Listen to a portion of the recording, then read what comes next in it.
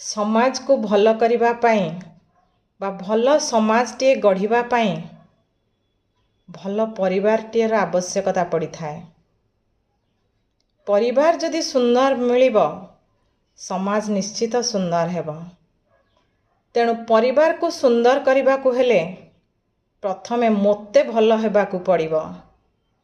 काहेकि ना मोरू ही आरंभ बा मोते नहीं ही आमर, मोरू आमर बा मोते नहीं ही आमर।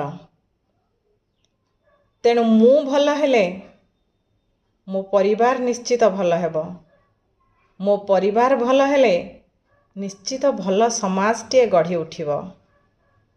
काहेकि ना मु कहिछि ना समाज ही परिवार ही समाजर प्रथम गुरुकुल।